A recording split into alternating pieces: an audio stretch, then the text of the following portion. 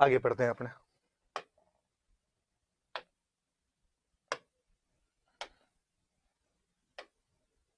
आगे आगे आगे बढ़ते हैं। देखो, अब जब बातचीत के सारे रास्ते बंद हो गए तो युद्ध होना था, युद्ध हुआ। प्रसिद्ध युद्ध इतिहास का आप सब जानते ही हैं, मुझे ज्यादा बताने की आवश्यकता ही नहीं इस युद्ध के बारे में, फिर भी थोड़ी बात करते हैं।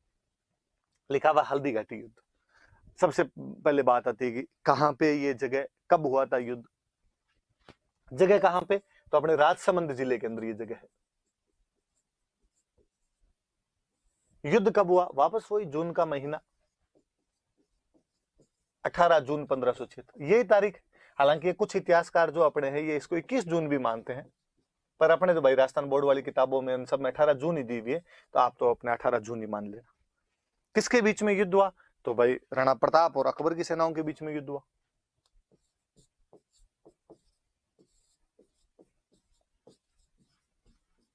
अकबर के बीच में युद्ध हुआ। क्या अकबर खुद युद्ध में भाग लेने के लिए आया था, नहीं। ये ज्यादातर होता ही था कि मुगल बादशाह खुद कम ही आया करते थे, अपने कमांडर भेज दिया करते थे। अकबर ने खुद ने भाग नहीं लिया था। तो कौन आया था, तो अकबर की तरफ से उसके सेनापति आए थे, दो सेनापति आए थे। एक तो मान सिंह और एक आसफ खां नाम करके दो सेनापति थे। मान सिंह को पहली बार किसी युद्ध में इंडिपेंडेंट कमांडर बना के भेजा गया था, तो हल्दी घाटी का युद्ध है। पहली बार स्वतंत्र सेनापति था वो, फर्स्ट टाइम इंडिपेंडेंट कमांडर बनाया गया, उसे स्वतंत्र सेनापति बनाया गया था मान सिंह को, और एक साथ में आसफ खां को भेजा। अकबर माइंड से खेल रहा है। अकबर कहीं ना कहीं चाहता है कि जो मान सिंह का जो गुस्सा है उसको एक्सप्रेस करने का मौका मिले, और ये जब उसको एक्सप्रेस करेगा तो ढंग से लड़के आएगा। तो उसने आसफ खां और मान सिंह को कहा, भाई तुम दोनों जाओ इधर से। तो इधर प्रताप प्रताप की तरफ से आसपास में जो भी मुगलों के विरोधी थे, आसपास में जो भी अकबर के विरोधी थे, उन सबको प्रताप ने इकट्ठा किया, उनकी सेनाएं आई। जैसे ग्वालियर से एक बंदा आया था, रामसात तोमर। इन ग्वालियर वालों की बनती नहीं थी अकबर के साथ, और ये केवल खुद ही नहीं आया था, तीन बेटे और सालीवाहन आया था, भवानी सिंह आया था, प्रताप सिंह आया था। तो ग्वालियर से आए थे रामसात तोमर।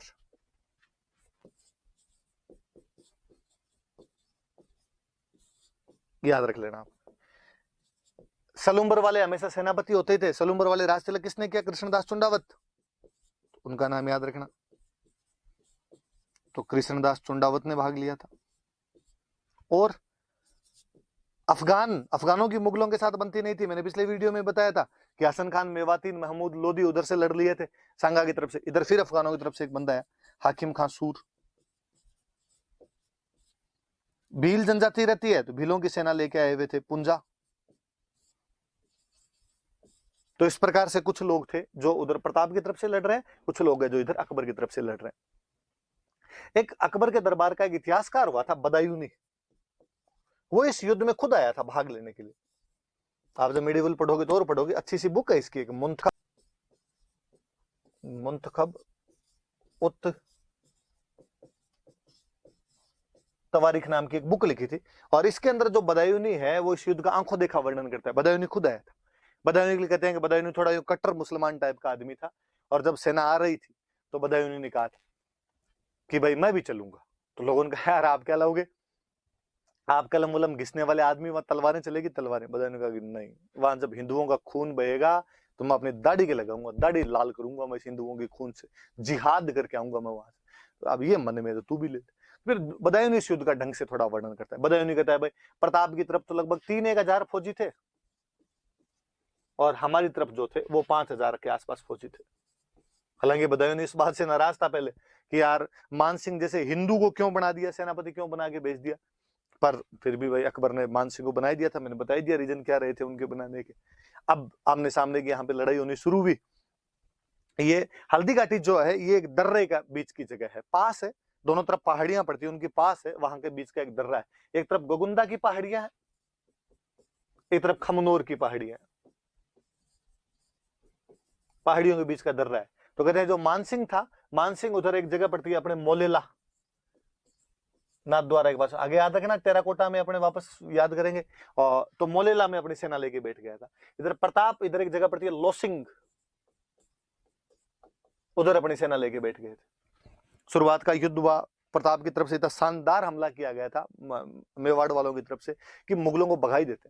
शुरुआती टुकड़ी बहुत भारी पड़ गई थी मुगलों के ऊपर, और यहाँ पे मुगल सैनिक भागने लगे। तो मतलब बदायूंनी बहुत अच्छा वर्णन करता है। बदायूंनी कहता है कि आगे मान सिंह वाले फौजी थे, उधर से जब प्रताप वालों ने हमला किया तो मान सिंह की फौजी इधर भागने लगी। तो इधर मान सिंह के फौजी भाग रहे हैं, पीछे पीछे उनके मेवाड़ वाले भाग रहे हैं। तो मेरे तो ये भी नहीं समझ में आया कि तीर किस पे चलाऊं, कि इधर ही हमारे वाले भाग रहे थे, उनके पीछे मेवाड़ वाले आ रहे हैं। तो मान सिंह ने आसफ खान पास में खड़ा था और आसफ खान से पूछा कि आसफ खान तीर चलाऊं किस पे? आसफ खान ने कहा आंख बंद कर और तीर चला, दोनों तरफ से मरने तो हिंदू ही है, तेरा कर्तव्य तो जो तू लेके आया था वो तो पूरा हो ही जाएगा, तुझे हिंदुओं को मारना था, भले मान सिंह वाले मरे भले प्रताप वाले मरे। तो वो वर्णन नहीं करता है कि भाई वहां से हमारी सेना भाग छूटी थी। और कहते हैं जब सेना भागने लगी तो मुगल सैनिकों के अंदर एक सैनिक हुआ करता था मिहत्तर खां। वो बेचारा मिहत्तर खां नाम का एक सैनिक था, और वो भाग के आया, आगे आया पीछे से, और उसने आगे झूठा मोटा ही कहा कह रहा भागो मत रो, अकबर आ रहा है, अकबर आ रहा है, खुद बादशाह सेना लेके आ रहे हैं बड़ी। तो अकबर के आने की सूचना सुनी तो जाके मुगलों के थोड़े पैर जमे, मुगलों ने वापस लड़ना शुरू किया। याद रखना कि किसने हल्दी घाटी के युद्ध में अकबर के आने की झूठी सूचना, रॉन्ग इन्फॉर्मेशन दी थी, तो उस आदमी का नाम मिहत्तर खां था। कौन हल्दी घाटी के युद्ध का आंखों देखा वर्णन करता है? तो बदायूनी करता है। बदायूनी की किताब का नाम क्या था? मुंतखब उत तवारीख था। कौन सा इतिहासकार हल्दी घाटी के युद्ध में खुद भाग लेता है? तो बदायूनी भाग लेता है। तो सारी बातें थोड़ी सी आप याद रखना। और मिहत्तर खां नाम के सैनिक ने ये अफवाह फैलाई थी कि भाई खुद आ गया, अकबर खुद आ गया। मुगल सेना ने जैसे तैसे लड़ना शुरू किया। उधर प्रताप ने जब देखा कि यार मानसिंह उधर सेनापति बना, हाथी पे बैठा हुआ मानसिंह, मानसिंह के हाथी का नाम था मर्दाना, मर्दाना नाम के हाथी के ऊपर बैठा हुआ था। मानसिंह का जो हाथी था क्या नाम था उसका? मर्दाना नाम करके हाथी था। प्रताप के पास अपने जानते हैं घोड़ा था प्रताप का, चेतक। और कहते हैं प्रताप को इतना गुस्सा है कि प्रताप अपने चेतक को एकदम मर्दाना के सामने ही लेके चला गया। और चेतक इतना समझदार घोड़ा कि चेतक ने अपने अगले दोनों जो पैर थे वो मर्दाना की सूंड के ऊपर लगा दिए, मानसिंह के हाथी की सूंड के ऊपर लगा दिए। और प्रताप अपना भला फेंकता है, मानसिंह जैसे तैसे होदे में बच जाता है। होदा जो ऊपर हाथी पे बैठने की जगह होती है उसके अंदर बैठ जाता है और अपने वार को उसको बचाता है। पर मानसिंह बड़ा इंटेलिजेंट आदमी था। कहते हैं कि उसकी जो हाथी की सूंड थी उसने एक चाकू लगा रखा था, एक कटार लगा रखी थी, नाइफ लगा रखा था। और जब चेतक अपने पैर उतार रहा था वापस, तब उसके अगले दोनों पैर कट गए। अब चेतक ढंग से मूव नहीं कर पा रहा था एकदम। और प्रताप ने जब देखा कि घोड़े के पैर कट गए, इसलिए वो घोड़े को जैसे तैसे करके वहां से युद्ध भूमि से बाहर निकालता है और युद्ध भूमि से बाहर निकल जाता है। कहते हैं कि मेवाड़ में जब भी राणा युद्ध भूमि से बाहर जाता या राणा को युद्ध भूमि से बाहर लेके जाया करते थे, तो कोई ना कोई झाला जो होता था वो राणा के चिन्ह पहन के और राणा की जगह लड़ता था। हमने पढ़ा था कि खानवा युद्ध में जब संगाजी घायल हो गए थे तो उनकी जगह पे झाला अज्जा लड़ा था। एक बार फिर एक झाला ने वीरता दिखाई, इस बार था झाला बिद्दा। हम उसे झाला बिद्दा भी कहते हैं या उसे हम झाला मानसिंह भी कहते हैं। वो झाला बिद्दा या झाला मानसिंह जो था वो प्रताप के सारे जो राज चिन्ह है वो ग्रहण करता है और वहां पर बैठ के लड़ता है। मुगल भाग ही छूटे थे उसके बाद में, प्रताप इधर निकल जाता है बाहर और मुगलों ने भी प्रताप का पीछा करने की कोई जहमत नहीं उठाई। बदायूं कहता है एक तो जून की झुलसा देने वाली गर्मी थी, फिर हमारे सैनिक इतने हार चुके थे कि उनमें हिम्मत ही नहीं बची थी कि वो प्रताप का पीछा कर पाते। फिर हमारे सैनिकों को इतना डर था कि उनको लगा कहीं पीछे गए और इन्होंने मेवाड़ वालों ने हमला करके हमें मार दिया तो हम क्या करेंगे। तो बदायूं कहता है हमने उसका पीछा ही नहीं किया। और बदायूं तो और लिखता है कि उसके बाद हम वहां से गोगुंदा की तरफ आए और हमने चारों तरफ हमारे जहां हम बैठते उसके चारों तरफ दीवारें वगैरह चुनवाई ताकि प्रताप के सैनिक आके हम पे रात में हमले नहीं कर दे। पर जो प्रताप के भील सैनिक थे वो दिन में रात में हमारे पर हमले करते, हमारी सेना जहां कहीं भी जाया करती थी उसको बीच में लूट लिया करते, अनाज और पानी की समस्या उत्पन्न कर दी थी। हमने जैसे तैसे करके अजमेर तक का रास्ता लिया था। तो बदायूं ढंग से हार का वर्णन कर देता है इस युद्ध के अंदर। और बदायूं और कहते हैं कि इस युद्ध के बाद में जब मानसिंह और आसफ खान जब वहां पे पहुंचे, अकबर के पास में पहुंचे, तो अकबर ने जाते पूछा कि क्या युद्ध जीत गए? मानसिंह आसफ खान ने कहा कि नहीं। तो क्या प्रताप को पकड़ लाए? तो उन्होंने कहा कि नहीं। तो क्या प्रताप मर गया? तो नहीं। तो अकबर ने कहा तो क्या सोच के आए थे? सरदार खुश होगा, सरदार इनाम देगा, मंगतो लीचड़ो, शर्म नहीं आई तुम्हें? हार के आगे वहां से, और आज के बाद दोनों ने मुंह दिखा दिया तो देख लेना। कहते हैं ड्यूटी बंद करवा दी थी मानसिंह और आसफ खान का, और दरबार में आना बंद करवा दिया था। मुझे तो हमेशा दया आती है जब कई इतिहासकार बाद में कहते हैं कि साहब हल्दी घाटी में प्रताप हार गया था। तो मुझे लगता है यार यदि मान सिंह और आसफ खान जीत के जाते तो ऐसा कौन राजा होगा जो अपने विजेता सेनापतियों के साथ में इतना बुरा बर्ताव करेगा और अपने विजेता सेनापतियों को कहेगा कि तुम आज के बाद मुझे दिखाई मत देना और तुम यहां से भाग जाओ, आज के बाद मेरे दरबार के अंदर मत आना। पर अकबर इनके साथ बाकायदा करता है। तो ये भी वो साफ साफ ही अपने पास फैक्ट है कि नहीं साहब, हल्दी घाटी वाले युद्ध के अंदर प्रताप जीता था, और ये सारी जानकारियां अपने को बदायूं वाला लेखन और वो ढंग से पढ़ा जाए तो उसके अंदर अपने को मिलती है। पर कोई प्रोपेगेंडा के साथ हिस्ट्री पढ़नी चाहे, कोई प्रोपेगेंडा के साथ हिस्ट्री पढ़ानी चाहे, तो फिर अपने पास में तरीके होते हैं। और मैं तो हमेशा कहता हूँ कि अब तो अपनी किताबें लिखने लगे हुए प्रताप उस युद्ध में जीता था। पहले है ना, जब नहीं भी लिखा होता था तो भी अपने वाली किताबें साफ साफ लिखती थी कि इस युद्ध में नैतिक विजय प्रताप की थी। अकबर अपने किसी भी उद्देश्य में सफल नहीं हो पाया था। ना वो प्रताप को अधीनता स्वीकार करवा पाया था, ना वो प्रताप को पकड़ पाया था, ना वो प्रताप को हरा पाया था, ना उसकी जमीन पर कब्जे कर पाया था, ऐसा कुछ ही नहीं कर पाया था। और कहते हैं कि हल्दी घाटी युद्ध में जब मान सिंह और आसफ खान हार के चले गए थे तो अकबर खुद अटैक करता है। 76 के लास्ट में जाके अकबर ने खुद ने अटैक किया था कि मैं खुद जाऊंगा। यार ऐसा कैसे हो सकता है कि उसके 2 सेनापति जीत के गए और बादशाह को खुद आक्रमण करने की नौबत आ गई, पर अकबर आया था। 1576 के लास्ट में अकबर वापस आता है और अकबर भी यहाँ पे आगे कोई छठ की चौदस नहीं कर पाया था, प्रताप को नहीं पकड़ पाया, अधीनता नहीं करवा पाया, संधि नहीं करवा पाया। उसने उदयपुर पे कब्जा किया था और उदयपुर का नाम बदल के वापस चला गया था, और उदयपुर का नाम बदल के उसने कर दिया था मुहम्मदाबाद। तो ये थोड़ा सा याद रख लेना कि अकबर ने नाम बदल कर क्या कर दिया था। तो अकबर ने इसका नाम बदल कर क्या कर दिया था, तो मुहम्मदाबाद कर दिया था। मैं वापस एक बात और बता दूं, फिर मैं साथ ही बता दूंगा। कहते चेतक जब घायल हो गया था, बाहर निकले थे और थोड़े दूर जाने के बाद में चेतक की मृत्यु हो जाती है। तो बलीचा नाम की जगह है वो राजसमंद के अंदर ही, जहां पर चेतक की मृत्यु होती है, और वहां बलीचा में चेतक की छतरी बनी हुई है। थोड़ा ये भी याद रखना है, चेतक की छतरी कहां पर बनी है, तो बलीचा के अंदर बनी हुई। वापस मैं बातें बता दूं एक बार और, पढ़ेंगे हल्दी घाटी युद्ध की और खूब सारी बातें कि प्रताप और अकबर के बीच का युद्ध है। प्रताप, अकबर खुद नहीं आया था, अकबर के 2 सेनापति आए थे, मान सिंह और आसफ खान। पहली बार मान सिंह को इसी युद्ध में सेनापति बनाकर भेजा गया था। बदायूनी जो अकबर का एक कोर्ट हिस्टोरियन है, वो इस युद्ध में भाग लेता है। उसकी बुक है मुंतखब उत तवारीख, और इस बुक के अंदर वो लिखता है कि हमारी तरफ से लगभग 5000 सैनिक थे और प्रताप की तरफ से लगभग 3000 सैनिक थे। प्रताप की तरफ से ग्वालियर का रामसात तोमर अपने 3 बेटों सालीवाहन, भवानी सिंह और प्रताप सिंह के साथ में आया था। युद्ध में लड़ते हुए वीर गति को प्राप्त हुए थे सारे के सारे। और सलुम्बर के सामंत कृष्णदास चुंडावत थे। अफगानों का नेता हाकिम खान सूर था और भीलों का नेता राणा पुंजा इस युद्ध के अंदर भाग लेने के लिए आए थे। फिर हम ये पढ़ते हैं कि जब मुगल सेना भाग रही थी तो किसने ये शोर मचाया कि बादशाह खुद आगे मुगल सेना को रोकने की कोशिश की, तो मिहत्तर खान नाम का सैनिक था जिसने ये शोर मचाया था कि वापस सेना आ गई है। और जब यहाँ से मुगल सेना वापस भाग जाती है, प्रताप उधर वापस पहाड़ों में चला जाता है, तो इन्होंने प्रताप का पीछा करने की कोशिश क्यों नहीं की, तो बदायूनी बताता है। बदायूनी कहता है कि जून की गर्मी की वजह से हमारे सैनिक हार के बाद खूब सारे थक गए थे और हमारे सैनिक डर रहे थे कि प्रताप पे हमला नहीं कर दे। इवन कि वो गोगुंदा के अंदर जब आए थे वापस, तो उन्होंने चारों तरफ अपने दीवार चुन ली थी कि ताकि प्रताप का यहाँ पर अपने हमला नहीं हो जाए। वो याद रखना कि मान सिंह जिस हाथी पर बैठ के लड़ रहा था, उस हाथी का नाम मर्दाना था। हम अभी और बाकी हाथी के नाम पढ़ेंगे। शुरुआत में मान सिंह ने जहां पे डेरा लगाया था आपके, उस जगह का नाम था मोलेला, और जिधर प्रताप का डेरे लगे हुए थे उसके जो कैंप थे, उसका जो आर्मी कैंप था, उसका नाम था लोसिंग। चेतक घायल हो गया था युद्ध में। चेतक जब बाहर निकला तो उसकी छतरी बनी हुई है। चेतक की छतरी कहां पर बनी हुई है, तो बलीचा, बलीचा नाम की जगह पर चेतक की छतरी बनी हुई। और अकबर ने इन दोनों को जब हार के गए थे, मान सिंह आसफ खान, तो इन दोनों का दरवाजा बंद कर दिया था, ड्योढ़ी बंद कर दी थी, दरबार में आना बंद करवा दिया था। अकबर ने खुद ने 76 के लास्ट में अटैक किया था, पर उदयपुर का नाम बदलकर वापस चला गया था। उदयपुर का नाम बदलकर उसने क्या कर दिया था, तो मुहम्मदाबाद उसने नाम कर दिया था। ये बातें थोड़ी सी याद रखने वाली सी। मैं मिटाता हूँ भाई, फिर आगे पढ़ते हैं। देखो अपन इसको और चीजें पढ़ते हैं अपने हल्दी घाटी। ये बातें बताई दी।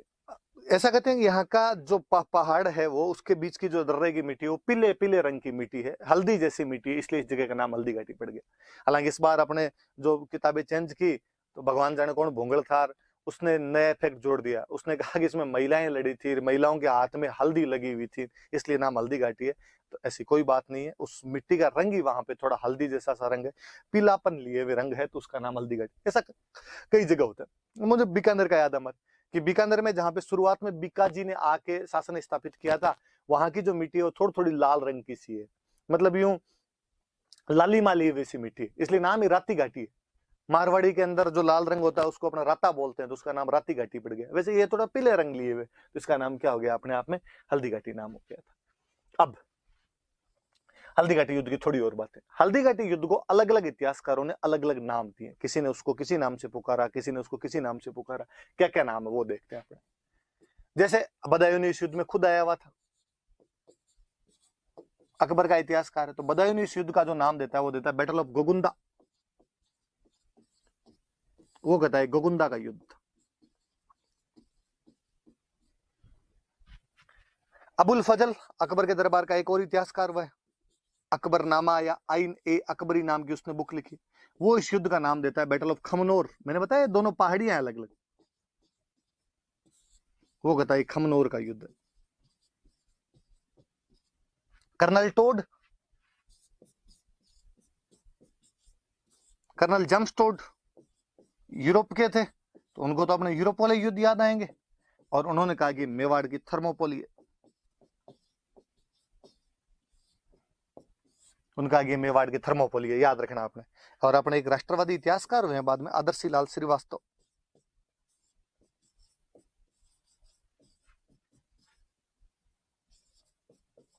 और उन्होंने वहां पे हल्दी घाटी के पास में एक जगह है बादशाह बाग, और उन्होंने कहा यार इस जगह पे हुआ है, इसलिए उन्होंने इसका नाम दे दिया बादशाह बाग का युद्ध। बैटल ऑफ बादशाह बाग जगह का नाम है भाई। ये भी याद रखना कि इस युद्ध में कौन कौन किस किस ने क्या क्या कहा इस युद्ध को। तो जो बदायूनी है वो इस युद्ध को कहते हैं बैटल ऑफ गोगुंदा, जो अबुल फजल है वो इस युद्ध को कहता है बैटल ऑफ खमनोर। ये दोनों अकबर के दरबारी इतिहासकार है, उसके कोर्ट हिस्टोरियन है। कर्नल जेम्स टोड, जिनको हम राजस्थान के इतिहास का पिता कहते हैं, father of history of Rajasthan कहते हैं, वो इस युद्ध को कहते हैं मेवाड़ की Thermopylae, Thermopylae of Mewar. Thermopylae में अभी बताऊंगा क्या है। और आदर्शी लाल श्रीवास्तव है, वो कहते हैं इस युद्ध का नाम है बादशाह बाग का युद्ध। जगह का नाम है वहां पे बादशाह बाग, तो वो कहते हैं इस जगह पे हुआ था, तो बादशाह बाग का युद्ध। तो थोड़ी अलग अलग चीजें थोड़ी याद रख लें। तो और जो मैं बता रहा था कि प्रताप की उधर मान सिंह का जो हाथी था उसका नाम था मर्दाना। कहते मुगलों की तरफ से एक हाथी और था, उसका नाम था गजमुक्ता। और इस गजमुक्ता को इधर से प्रताप की तरफ से एक हाथी लड़ रहा था लूणा, उस लूणा के खिलाफ लड़वाने के लिए लेके आए थे। तो प्रताप की तरफ से एक हाथी था लूणा, उधर से नाम था गजमुक्ता। फिर प्रताप का एक हाथी था जिसे मुगल सेना ने पकड़ लिया था, उस हाथी का नाम था राम प्रसाद। इसको पकड़ के ले गए थे, और जब लेके गए तो अकबर ने पूछा भाई साथी का क्या नाम है, लोगों ने कहा राम प्रसाद। पर अकबर ने कहा कि नहीं भाई, ये पीर बाबा के प्रसाद से हमें मिला है, पीर बाबा के आशीर्वाद से हमें मिला है, इसलिए इसका नाम बदल कर मैं क्या करता हूँ, पीर प्रसाद। हाथी मुगल सेना को मिल गया था जिसका नाम बाद में बदल दिया गया था, राम प्रसाद मिला था, नाम बदल के पीर प्रसाद कर दिया। कुल मिला के ये दो हाथियों के नाम याद रखने जो प्रताप की तरफ से लड़ रहे थे, ये दो हाथियों के नाम याद रखने जो मुगल सैनिकों की तरफ से लड़ रहे थे, राम प्रसाद और लूणा, उधर मर्दाना और गजमुक्ता। क्योंकि मुझे याद है किसी एक एग्जाम में क्वेश्चन थे, राम प्रसाद, लूणा, मर्दाना और गजमुक्ता क्या। और फिर आरपीएससी वैसे ऑप्शन और दे देती है, सुदूरवर्ती बाड़मेर के 4 गांव, मूंग की 4 किस्में, बकरी की 4 नस्ल, और आपके हल्दी घाटी युद्ध में लड़े हाथियों के नाम। तो याद रखना भाई, हल्दी घाटी युद्ध में हाथी। आप इमेजिन करो कभी कि युद्ध कितना महत्वपूर्ण रहा होगा हल्दी घाटी, कि उसमें लड़ने वाले हाथियों के नाम भी एग्जाम के अंदर पूछे जाते हैं। अपने आप में ये कितनी बड़ी बात है। उसका जो घोड़ा है, उस युद्ध का जो घोड़ा है, उसके नाम पर बाकायदा अपने स्कूटर आया करता था। चेतक कितना फेमस हुई, चेतक जो चीज थी, पुलिस वालों की जो गाड़ियां होती है उनको भी आज अपने चेतक कहते हैं। तो वो युद्ध जो है वो चरम है युद्धों का, एक अलग भावना है उस चीज के अंदर। तो हल्दी घाटी वो युद्ध है अपने, जिसमें प्रताप ने अकबर को या अकबर की सेना को यहां से हराकर वापस भेज दिया था। तो वो सारी बातें अपने याद रखने वाली सी। और देखो, मैं तो हल्दी घाटी युद्ध को जब पढ़ता हूँ तो मुझे लगता है यार जीत हार ये सब तो बाकी है, मुझे उसमें प्रताप की डिप्लोमेसी बड़ी शानदार सी लगती है। कि यार उस युद्ध में ग्वालियर का रामसात तोमर आया है, अफगानों की तरफ से हाकिम खान सूर है। इसका मतलब प्रताप संगठन बनाने की शक्ति में माहिर है, वो एक अच्छा ऑर्गेनाइजेशन बना सकता है, वो अच्छा एक कोलैबोरेशन करने वाला राजा है। जब हम देख रहे हैं कि उसने अकबर के विरोधियों को अपने पक्ष में कर लिया, और हाकिम खान सूर का प्रताप की तरफ से लड़ना यह सिद्ध करता है कि प्रताप सेक्युलर राजा है। और उसकी सेना में मुस्लिम सैनिक भी लड़ रहे थे। अपने इतिहासकारों ने केवल एक पक्ष को सेक्युलर दिखाने के लिए बात खूब बढ़ा चढ़ा के बताई हमेशा कि अकबर का सेनापति मान सिंह था, अकबर का सेनापति मान सिंह था, क्योंकि उधर सेक्युलरिज्म उनको स्थापित करना था।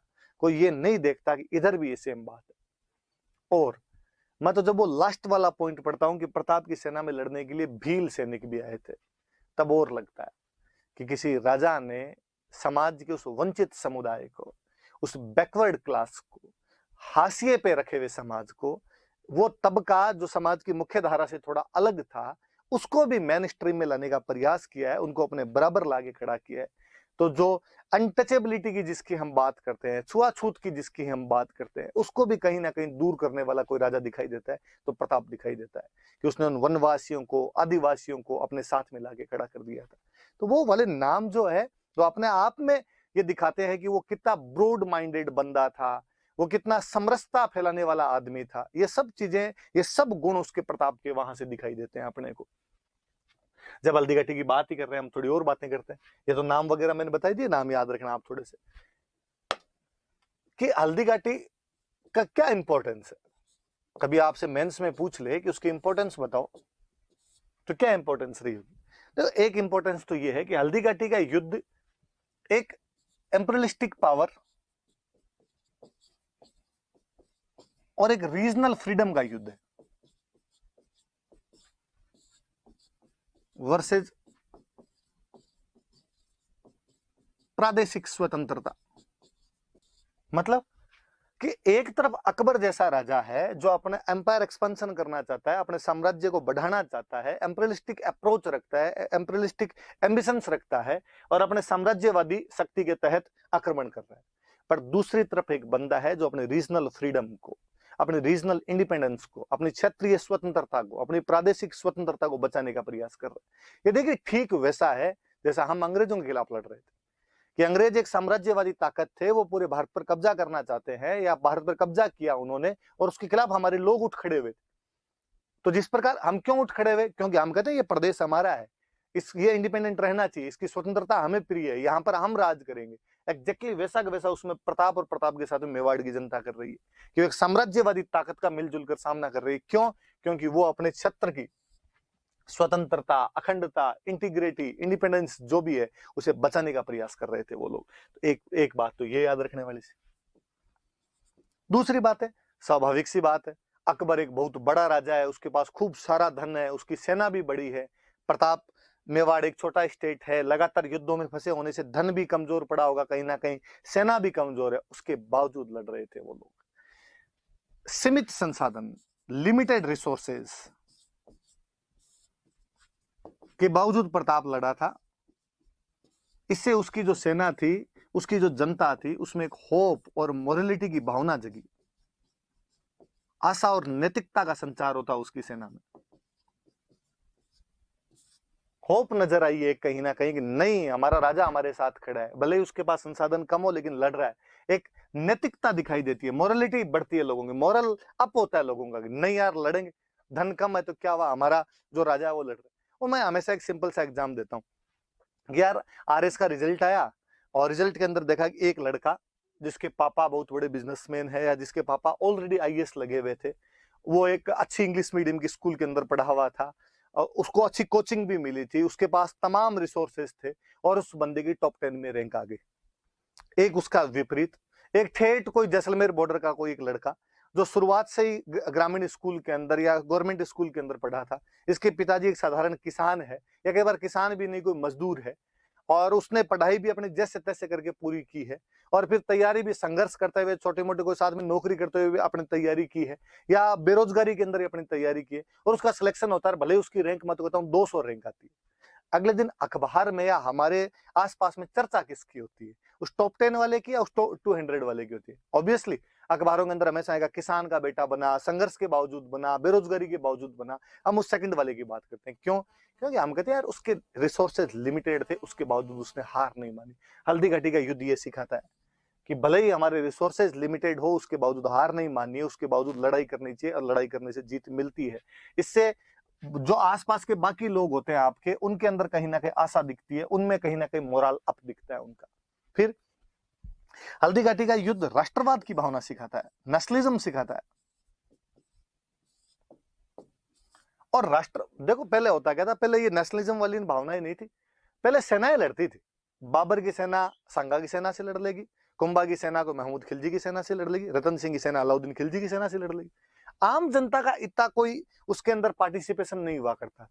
और अपने तो संस्कृत में, हिंदी में एक वो है शायद लाइन है कि कोई नरप हो हमें क्या हानि, कि कि कोई राजा बन जाए, हमें क्या लाभ है यार, हमें टैक्स देने यार, इस बाबर को भी टैक्स देना, संगा को भी टैक्स देना।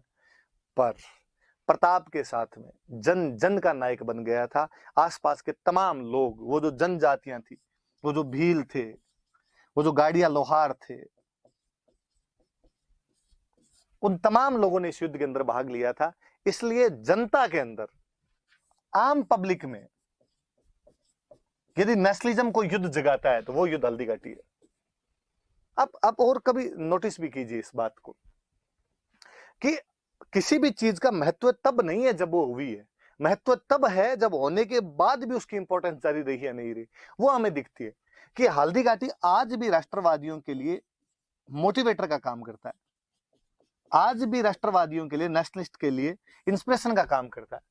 और हमारा जब नेशनल मूवमेंट चल रहा था तो हमारे जितने नेता थे, तिलक थे, कोई चंद्रशेखर आजाद थे, तमाम लोगों, वीर सावरकर थे, तमाम लोगों के कहीं ना कहीं दिमाग में हल्दी घाटी है। उनके उदाहरणों में, उनके भाषणों में मिलता है कि जिस प्रकार हल्दी घाटी के युद्ध में और प्रताप अकबर के खिलाफ लड़ा था या मेवाड़ वाले मुगलों के खिलाफ लड़े थे, उसी प्रकार हमें अंग्रेजों के खिलाफ लड़ना चाहिए। और मैं तो हमेशा कहता हूं कि महाराणा प्रताप को, या हमारे जो ये मेवाड़ वालों का संघर्ष था, या जो हमारे राजस्थान का संघर्ष है, इसको महानतम बनाने का या दुनिया को बताने का काम बंगालियों ने किया है। क्योंकि जब अंग्रेजों का शासन राजस्थान, भारत में आ गया था, तो सबसे पहले राष्ट्रवाद कहीं पर आया था, तो बंगाल में आया था। नेशनलिज्म बंगाल के अंदर आया था सबसे पहले। और कहा ही जाता था कि बंगाल जो आज सोचता है, बाकी भारत कल सोचेगा। तो बंगालियों में सबसे पहले राष्ट्रवाद की भावना आई थी। पर बंगालियों ने, जब नेताओं ने, जो नेता थे उनमें जब नेशनलिज्म आया, तो उन्होंने कहा यार इस राष्ट्रवाद को और अप कैसे किया जाए, रूट लेवल तक कैसे लेके जाया जाए, जनता को इसके बारे में कैसे बताया जाए। तो ऐसे हीरो होने चाहिए अपने पास में, जो अतीत से लिए जाएं, जो पास्ट से लिए जाएं अपने, ताकि लोगों का मोरल अप कर सके, लोगों को इंस्पिरेशन दे सके, लोगों को मोटिवेट कर सके। वो हीरो राजस्थान वाले थे तमाम। तो अपने राजस्थान के इतिहास को तो आगे फॉरवर्ड करने वाले वो लोग, उन्होंने तब तक जेम्स टोड की किताब पढ़ ली थी। टोड की किताब के आधार पर उन्होंने ये बताना शुरू किया कि यार क्या लड़े होंगे। इसलिए हम हमेशा वो नेशनलिस्ट के लिए एक मोटिवेशन का काम करता है। मैं हमेशा और कहता हूँ ऐसे चला दूं यार, वो हमेशा हमेशा मैं एक बात हमेशा और कहता रहता हूँ कि आप कभी खानवा जाओ, कि आप कभी खानवा गए, तो पहली बात तो किसी के मन में नहीं आता कि खानवा जाके, भाई भारत में युद्ध क्षेत्र कौन कौन से, कि पानीपत है, तराइन है, ये सब युद्ध क्षेत्र है। मुझे नहीं लगता किसी बंदे कभी मन में आता कि यार मैं तराइन देख के आऊंगा, या मैं कभी पानीपत देख के आऊंगा, या मैं कभी खानवा देख के आऊंगा। हाँ, आप जब वहां से निकलते हैं तो आपके मन में हिस्ट्री के प्रति वो उत्सुकता जरूर जागृत होती है, और आपको लगता है अच्छा ये वो पानीपत है जहां पर युद्ध हुआ था, ये वो तराइन है जहां पृथ्वीराज चौहान और गोरी लड़े थे, ये वो खानवा है जहां पे सांगा और बाबर लड़ लिए थे। ऐसी उत्सुकताएं उत्पन्न हो सकती है। परंतु आप और मैं हमेशा देखते हैं, आपने आसपास में नोटिस किया होगा कि जो कोई उदयपुर आता है वो हल्दी घाटी जाता है। इवन हल्दी घाटी जाता ही नहीं है, लोग हल्दी घाटी से बाकायदा मिट्टी उठा के लाते हैं, साथ लाते हैं, घर रखते हैं। कुछ ना कुछ तो उस युद्ध में अलग हुआ होगा, कुछ ना कुछ तो वहां पर अलग भावनाएं रही होगी, तभी लोग आज इतने सालों बाद भी, आज 400 450 साल बीत गए उसके बाद भी वो भावनाएं कम पड़ने का नाम नहीं ले रही है। हल्दी घाटी से जुड़ाव आज भी उतना ही है। हल्दी घाटी नाम आते आज भी कहीं ना कहीं हमारे रोम रोम खड़ा होता है, रोंगटा खड़ा होता है। हम उसके बारे में जानना चाहते हैं, पढ़ना चाहते हैं, खूब सारी बातें हैं आज भी। मैं तो कहता हूँ उस पर चर्चा भी चल रही है, तो उसका क्या कारण है? और किसी युद्ध पे तो इतनी चर्चा नहीं चलती, इसका मतलब उस युद्ध में उस दिन कुछ अलग बातें हुई थी। तो हल्दी घाटी आप याद ही रखना भाई, उसका महत्व याद रखना, इंपॉर्टेंस याद रखना। इंपॉर्टेंस पूछे, कॉन्सिक्वेंस पूछे आपसे, आपसे कोई उसका इम्पैक्ट पूछे, तो ये सारी बातें याद रखना हल्दी घाटी का क्या महत्व। बड़ी सी बात तो यही थी प्रताप के बारे में, हल्दी घाटी आप जानते ही हो, मैंने थोड़ी सी बातें और बता दी आपको। अब आगे बढ़ते हैं। देखो